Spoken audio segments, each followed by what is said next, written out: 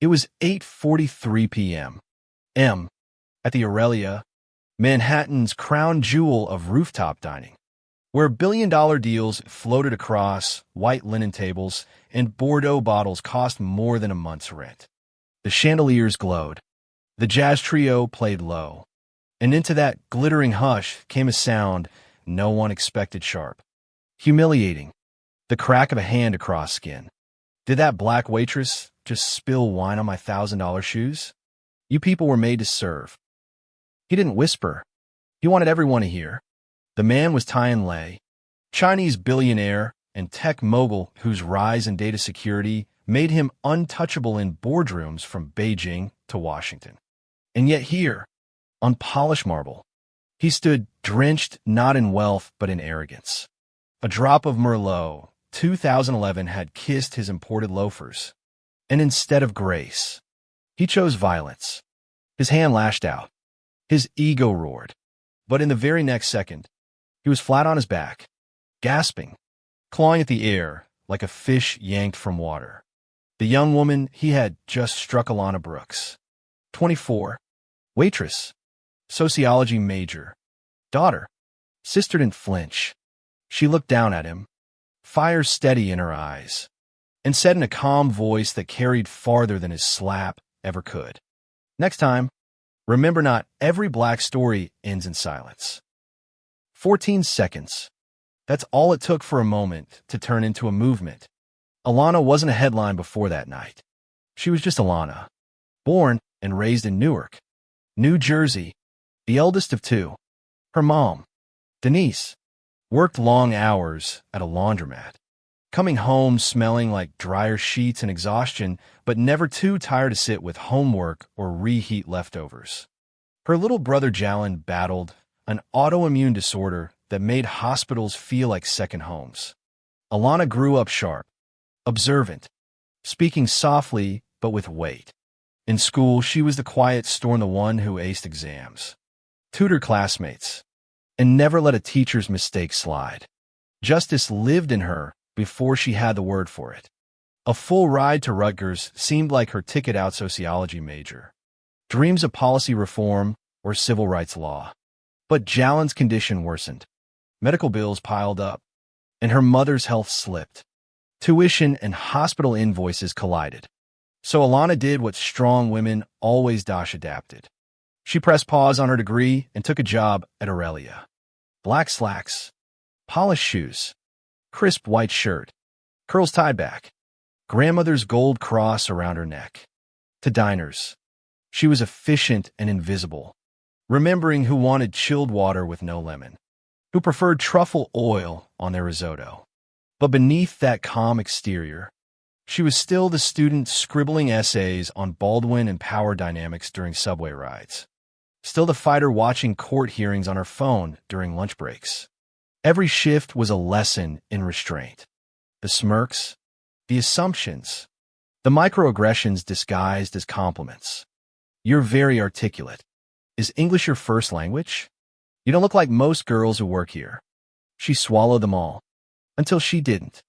That night, Tian Lei walked in like a storm in a tailored blazer. Entourage, first assistants whispering schedules. A translator he didn't need. 2 bodyguards scanning the room. He didn't arrive to eat. He arrived to be seen. He ordered the rarest Wagyu, the oldest Margot. Everything curated to remind the room he floated above it.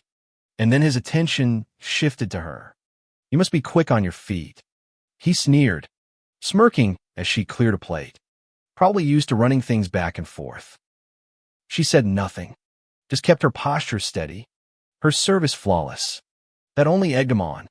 "Do you even know the difference between Pinot and Syrah?" he asked when she poured wine. She answered calmly, "Correctly." His guest chuckled. He pressed harder, each comment sugar-coated but dripping poison. He wasn't shouting slurs. He was testing limits. How much could he get away with? When a busboy accidentally brushed her arm, the Merlot tilted. 3 crimson drops landed on those pale suede loafers. And that was all it took. "Of course," he boomed. "This is what happens when you let people like her serve the rich." Alana apologized, offered a towel. Instead, he slapped her. The sound echoed. Forks froze midair. A wine glass shattered. The trio's notes died in their throats. For Tyne, it was over. For Alana, it had just begun. She didn't scream. She didn't cry. She took one breath, pivoted, and moved. Years of Krav Maga training clicked into instinct. She seized his wrist, twisted, and in less than a blink, he was face down on the marble. Gasps rippled through the dining room. Bodyguards reached for her, but she raised her voice, sharp and commanding. Step back. This man just assaulted me, and it's all on camera. The silence cracked into applause, first soft, then thunderous. Customers clapped, not for violence, but for defiance, for a woman refusing to shrink. And 2 tables away, a tourist phone camera had caught it all. By 10 p.m., the clip was on TikTok. By midnight, 5 million views. Hashtags exploded. Stand with Alana, not your servant black story. The internet crowned her a symbol. CNN called it power, race, and public humiliation. The Today Show compared it to Rosa Parks. Fox News questioned her force. But social media didn't care. To millions, Alana wasn't just a waitress anymore. She was the voice they never had in boardrooms, classrooms, checkout counters. Tyne's team scrambled, releasing a cold statement about cultural misunderstanding. No apology, no remorse, but whispers began to surface old complaints. NDAs, women who had walked away from his empire with scars they weren't allowed to show. Within weeks, his company's stock dropped. Investors fled. Partners paused deals. The slap hadn't just bruised Alana's cheek. It fractured his empire. And through it all, she stayed silent.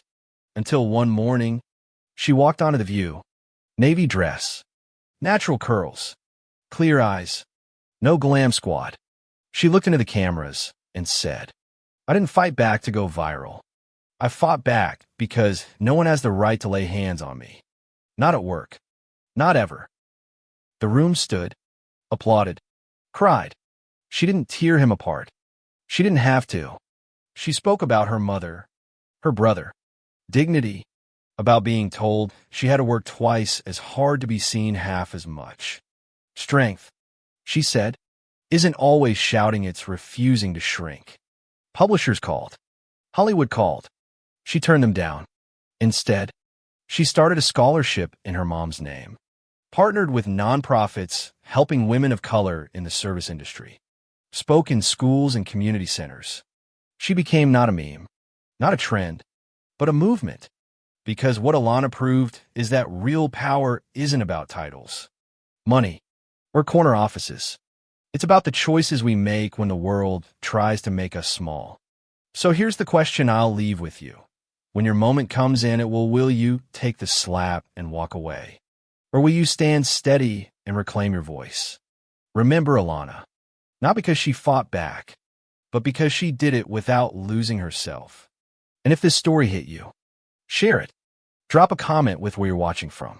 Because this isn't just her story, it's all of ours. And it's only the beginning.